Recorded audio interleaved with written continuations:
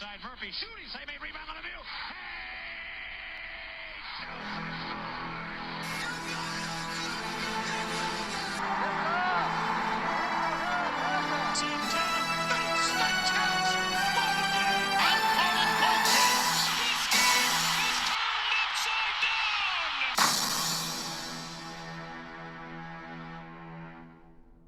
Hey everyone, it's Casey. You're watching the River of Dublin All Sports Network. Welcome to the first conference tournament preview charity drive.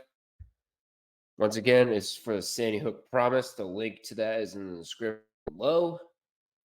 And our first conference tournaments will be the Sun and the Sun Belt since those regular seasons have ended. There's going to be more conferences that will end their regular season tonight. But without further ado, and no more waiting, let's get into the tournaments. So we got the Atlantic Sun tournament. Top seed overall is the Colonels of Eastern Kentucky. Now, at first, they didn't start off too good with a record of 4-9 into Atlantic Sun play. But as soon as Atlantic Sun play started, that's when it escalated. They started out 7-0, winning 9 of their first 10 games. Now they would go 4-3 since then, but they did just enough to get the top seed with a record of 12-4. A player to watch out for is Leland Walker. He leads the team in points per game at 15.6 and also assists per game at 4.1. And Isaiah Cosart leads the team in field goal percentage at 65.8%. Now, Eastern Kentucky is the number one seed in the Atlantic Sun, and they will take on the winner of the first playing game hosted, which will be in Richmond, Kentucky. And that's between the defending Atlantic Sun champion, Kennesaw State, and the Dolphins of Jacksonville. Now, the Owls the ASUN tournament with a record of 6-10. They started out 3-0, winning 4 of their first 5 games, but then they went on a 6-game losing streak before eventually winning it against Jacksonville. As a matter of fact, the Owls have the season sweep over the Dolphins. A record of 6-10 was just enough for them to get into that spot. Player to watch out for is Terrell Burden, who leads the team with points and assists per game with 16.5 points and 6.2 assists. Deb Robinson leads the team in field goal percentage at 52.9%. So the Owls have a long way to go if they want to repeat as Atlantic Sun champions. And they'll have to go up against Jacksonville to do it. Jacksonville, they did very well in non-conference play. They went 9-5 to start, but ended up losing 6 of their first 7 games in Atlantic Sun play, with their only win being against Queens. Robert McCray leads the team in points, assists, and field goal percentage at 17.2 points per game, 2.9 assists per game, and 0.3%. And Stephen Payne leads the team in rebounds per game at 6.4 and blocks per game. So that should be a good opener. Again, this will be held in Richmond, Kentucky on the Eastern Kentucky campus. The 4-5 matchup will be between the Austin Peay Governors and then the North Florida Ospreys. Now, Austin Peay, they beat Bellarmine 90-87 in overtime in their last game. That propelled Jacksonville to get that last spot. To start out conference play, they were subpar. They went 3-5, but then they won 7 of their last 8 games, with their only loss coming against Lipscomb. And Austin Peay ended up getting a record of 10-6. DeMarcus Sharp leads the team in offense and defense. That's the only guy you need to watch out for. 16.7 points per game, 4.4 assists per game, and 44.3% field goal percentage. He leads the team on rebounds per game at 6.7, steals per game 2.1, and blocks per game 0.9. He's going to have his work if they when they go up against the Ospreys of North Florida, who have a record of 9-7 in Atlantic Sun play. Now, they started out 5-1 after losing their first game to Stetson. They went a little slump then and there, but they still managed to get respected number 5 seed. Laner leads the Ospreys in points per game and field goal percentage, 19.7 50.6%. And then Dorian James, defensive guy, he leads the team in rebounds per game at 5.4 and then blocks per game at 1.3. So P in North Florida, that should be a good 4-5 matchup in the Atlantic Sun. We now go down to the bottom of the other half of the bracket, with the number 2 seed being Stetson. The Hatters and Lipscomb were tied at 11-5. They were tied for second, but with the 59 win, the Hatters take the number 2 spot. First, they didn't start off. First, the Hatters didn't start off well in conference play. They started out with a 2, but then they ended up 8 of their last 10 games, 8 of 10 before losing to North Florida at the end. But Stetson manages to pick up the number 2 in the Atlantic Sun. Jalen Blackman leads the league leads the team in points per game at 21, and then at 43.5%. And all is your defensive guy for the Stetson Hatters. And rebounds per game 7.7, and then blocks per 4. The Stetson Hatters I think are looking for tournament appearance in Division 1, and they will be host of the playing game between Florida Gulf Coast and Queen's University of North Carolina. Now, Florida Gulf Coast, that's a familiar name in the Atlantic Sun. Now, they upset Florida Atlantic back when they were the number 7 country, 72-68. So this team could make noise. This team could make noise if they desire. But they didn't start off the Atlantic Sun play very well. They started with a record of 2-4. And it's been a roller coaster of a season for the Eagles. They got to keep it together because in the Atlantic Sun tournaments, there's no room for error. But if you look at it, it's a well-blended team if you look at it, with Keyshawn Kelman leading the team in 3 categories: field goal percentage 68.8, rebounds per game at 7, and then blocks per game at 1.2. The Eagles have their work cut out for them with a record of 8-8 up against the Royals. They started out with a 5-5 record going into conference play. Oh no, that's a record of 6-9. Never mind. So the Queens Royals conference play. They started out 1-1 in Kennesaw State and then Florida Gulf Coast. Then they lost 3 straight, and then it's been a roller coaster of a season for the Royals, who get the number 8 spot. Dayton Albury leads the team in 3-6 categories: assists per game at 3.7, field goal percentage at 49%, and then rebounds per game at 5.9. So Florida Gulf Coast and Queen should be a really good matchup. And then you get to the number 3 Lipscomb, and lost the tiebreaker to Stetson, but they still did very well. They still did very well in conference play. They even won 8 games, but their only loss North Alabama.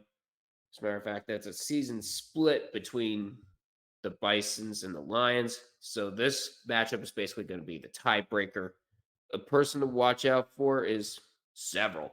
You got Will Pruitt, who leads the team in points per game, 15, and rebounds per game at 6. Joe Anderson leads the team in assists per game with 4.4, steals per game at 1.9. And then Dylan Faulkner, the team in field goal percentage, 63.8, and then blocks per game at 1.2.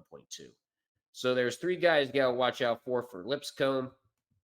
And let's see if the North Alabama Lions can see that going in Atlantic Sun tournament. Now, at first, Alabama didn't start off very well at conference play. They ended up starting out with a record of 1-4, but then they would go on to win 5 straight, winning 6 of the next 7 games. And then they lost 3 straight, but managed to get it together against Central Arkansas. Now, Jakari Lane is your offensive guru. He leads the team in points per game at 14.9, assists per game at 3.8, and field goal percentage at 1. And he also leads the team in steals per game at 1.1. So Jakari Lane's going to be a guy to watch out for North Alabama. It should be a good 3-6 matchup. Here's what the bracket looks like. The quarterfinals matchups will be reseeded. And as we mentioned, the first round will be the play-in games, each hosted by the top 2 seeds. State and Jacksonville will Kentucky, and then Florida Gulf will travel to Stetson. And then the games will be hosted on the campus sites of the higher seeds. The winners of the 4 quarterfinal games will be reseeded in the semifinals. And it's going to be all campus sites. And then the final at March 10th will be hosted by the top seed. Standing, of course, goes to the NCAA tournament. Last year, Kennesaw beat Liberty in what was Liberty's final season in the Atlantic Sun before they moved over to Conference USA. So it's pretty tough to see who's going to make it out of the Atlantic Sun now. So my prediction for now is going to be Stetson. I think that the Hatters have a very good chance to make it to the tournament for the first time. And I'm going with Stetson over Eastern Kentucky. Now we go to the Sun Belt tournament. And this one is a little bit more of a toss-up because the last 3 years, the top seed has not made it out of the tournament. In fact, for 3 straight years, they've gone 1. It happened to Texas State twice in 2021 and 2022. And then last year, it happened to Southern Miss. And Appalachian here in this top pod is hoping to break that curse. They went 16-2 in the Sun Belt Conference, 26-5 overall. Their longest winning streak was 8. In fact, they go into the Sun Belt tournament winning 14 of their last 15 games. Their only 2 losses this year are Troy and Texas State, both on the road. Appalachian State has been an animal at home. Some guys you got to watch out for are Trayvon Spillers, who leads the Mountaineers in points per game at 13.1 and field goal percentage at 61.1%. And he also leads the team in rebounds per game with 9. So the Mountaineers are at 16-2, the top pod.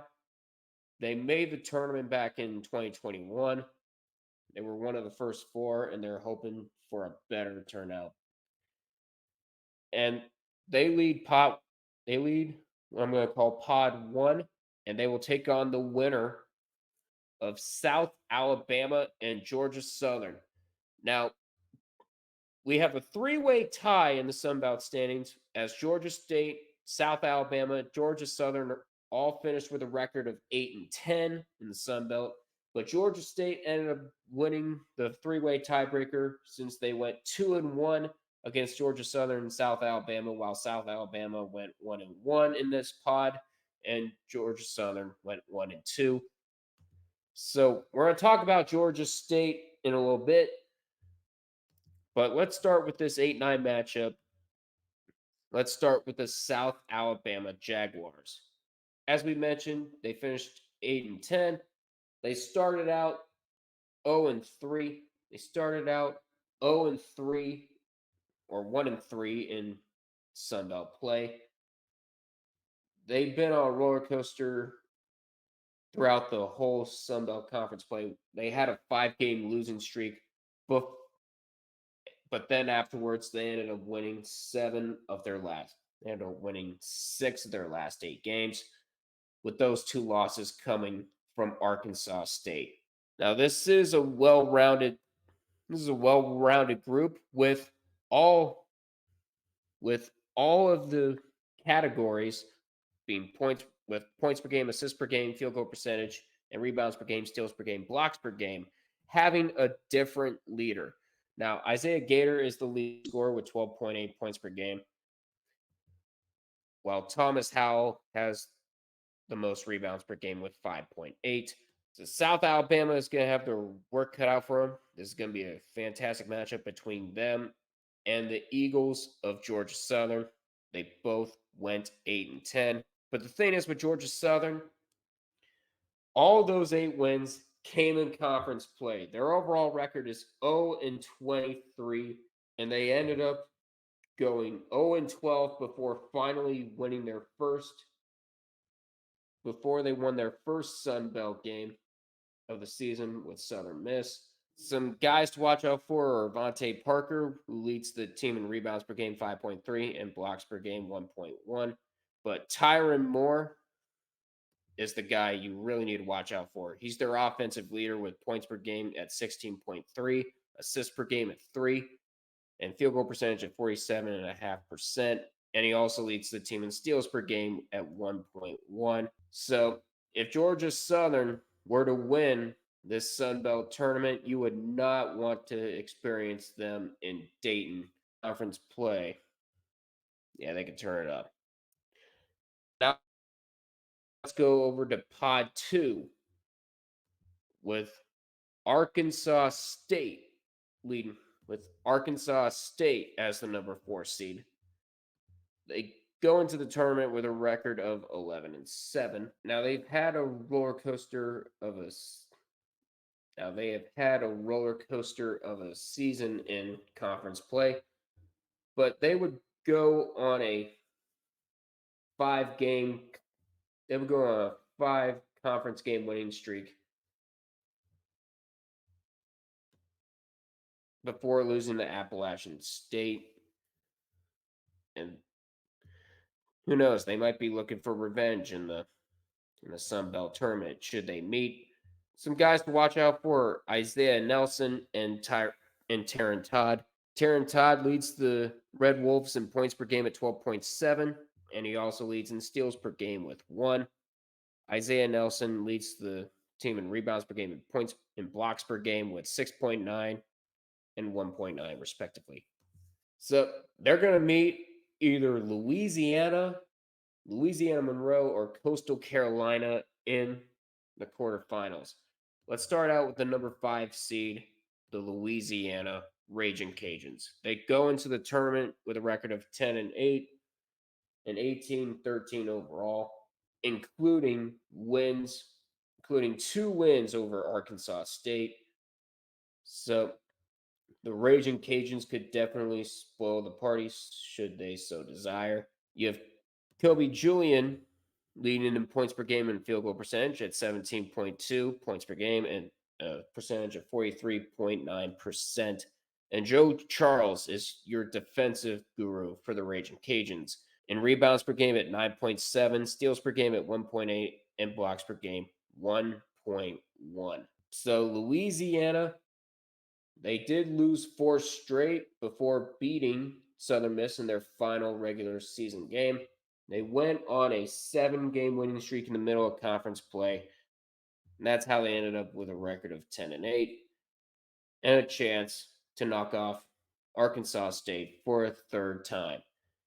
Now let's get to your 12-13 matchup, and that is between Louisiana Monroe and Coastal Carolina. Let's start with the Warhawks, who go in with a record of 6-12.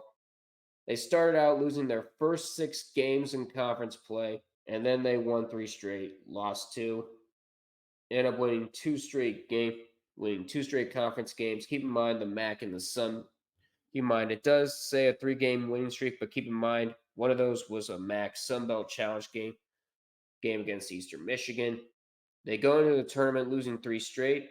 And that's not what you want to do when you're going into Pensacola. So Nika, I apologize if I butcher it, Nika Mesvarashvili, I think that's how you pronounce it, goes into the tournament leading the Warhawks in points per game, 12.4. So that's one guy you need to watch out for when you're going up against Louisiana Monroe. Now let's go to Coastal Carolina, the Chanticleers, with a record of 5-13. They ended up losing 4 straight. They're also losing 4 straight games going into the tournament. So one of these two teams is going to break their losing streak here. Some guys to watch out for. A guy to watch out for is Janika Ojaku, who leads the team in field goal percentage at 63.7 and rebounds per game at 10.8 and then blocks per game at 1. And so Louisiana Monroe and Coastal Carolina, they'll be one of the 2 first-round games as the Sun Belt starts in Pensacola on March 5th. Let's now go down to pods 3 and 4. That's where we meet the number 2 seed, James Madison. You know this team when I streamed them and the Akron Zips. As a matter of fact, I'm going to go ahead and spoil now. They're going to be my pick to win the Sun Belt because they have a record overall of 28-3. Sorry, Falcons fans. 15-3 in the Sun Belt. They played a very, very good schedule, including knocking off Michigan State while they were at number 4 in the country. Those 2 losses are coming against Appalachian State and Southern Miss. But they go into the tournament winning their last 10 games. So this is going to be a huge, huge task to take down James Madison. They have a well-rounded roster, as nearly every single category has a different leader, with TJ Bickerstaff leading only 2 categories, with field goal percentage at 63% and rebounds per game at 8.4. You can always go back and listen to our watch party of Akron and James Madison, because I think the Dukes have a well-rounded roster and they could take out Appalachian State if nobody else does it. And James Madison will be taking on the winner of Georgia State and Marshall. As I mentioned earlier, there was a 3-way tie between Georgia State, South Alabama, and Georgia Southern, and they got the head-to-head tie. And they did get the head-to-head tiebreaker. Now let's look at the Panthers, as they started out with a record of 4-1 in conference play before they ended up losing 6 straight in conference play. But they managed to pick up a few wins then and there. And Georgia State finds themselves at 8-10, the number 7 seed in the Sun Belt. Some players to watch out for. There's a couple of them. There's Lucas Taylor, who leads the team in points per game, 14.3, field goal percentage at 41%. And then Jaden Turner leads the team in rebounds per game at 8.6 and steals per game 1.4. And Georgia Southern will be taking on the Thundering Herd of Marshall. Them and Texas State were leading, went in with a record of 7-11. but Marshall did get the head-to-head tiebreaker against the Bobcats. So the Thundering Herd take the number 10 seed from Texas State. And Marshall went in with a 3-game winning streak to start conference play. No, it was a 4-game winning streak. It was a 4-game winning streak in conference play to start things out. And then they lost 3 straight. But now they go into the Sun Belt tournament losing their last 7 games. But Marshall is a team looking for something, and Kevon Voiles will look to provide a spark. He leads the team in points per game, 14.6, field goal percentage at 42.1, and then steals per game at 1.6. And they ended up losing to Georgia State in their season finale, and they look for revenge in Pensacola. Let's now go to the bottom quadrant, and the 3 seed is the Troy Trojans. They go into the Sun Belt tournament with a record of 13-5, and they started out going 5-0 in Sun Belt play before losing 2 straight games to South Alabama and Southern Miss. But then they go on a 6-game winning streak, but 5 in conference play, and including a win over Kent State in the MAC Sun Belt Challenge. So Christian Eugene is your offensive player for the Trojans. He leads the team in points per game, 15.2, assists per game at 3.2, and field goal percentage at 47.5%. So that's going to be one guy to stop when you're going up against Troy. And they will be taking on either Southern Miss, Texas State, or Old Dominion. Let's start out with Southern Miss, the number 6 seed. They go into the tournament with a record of 9-9, including wins over once-ranked James Madison. They lost their conference opener to Georgia Southern, but then they won 3 straight. And it's been a roller coaster ever since, but they lost their last 2 games in Sun Belt play. They're looking to get it back together just in time. Austin Crawley is going to be your offensive player for the Golden Eagles. He leads the team at points per game, 16, assists per game, 3.3, and a field goal percentage of 38.1%. And Southern Miss will take on either Texas State or Old Dominion. That's your second playing game. Let's start out with the Texas State Bobcats. They go in with a record of 7-11. They lose the tiebreaker to Marshall. They've won 7 of their last 10 games. And there's a lot of players that you need to watch out for, with those being Jordan Mason and Brandon Love. Jordan Mason leads the team in points per game at 12.3 and steals per game at 1.3. And then Brandon Love leads the team in rebounds per game, 5.5, and blocks per game at 1.5. So Texas State, they will have to go up against Old Dominion. The Monarchs started out conference play very badly. They did lose 8 of their first 9 games of conference play. They somehow beat Marshall twice this season, and they did manage to get a win over Coastal Carolina, but that's really all the Monarchs could muster. But Chance Jenkins is going to be the guy to watch for Old Dominion. He leads the team in points per game at 16.2, the assists per game at 2.6, and a field goal percentage of 40.2. Tyrone Williams is going to be your defensive star with rebounds per game at 5.5 and steals per game of 1.4. And so that's how the bracket looks. The Sun Belt tournament will start on Tuesday with those 2 games: Louisiana Monroe, Coastal Carolina, and then Texas State, Old Dominion. The Sun Belt tournament final will be on Monday the 11th, with the winner, of course, taking the Sun Belt automatic bid. And as I mentioned earlier, despite losing to Appalachian State twice, I have to go with James Madison. The Sun Belt, it's going to be tough to predict. Keep in mind there's still that number 1 seed curse to look at. Maybe Appalachian State could break it, but for now, my pick for the Sun Belt is going to be James Madison. So that's going to do it for the first video of this charity drive. We went over the Atlantic Sun, and then we went over the Sun Belt.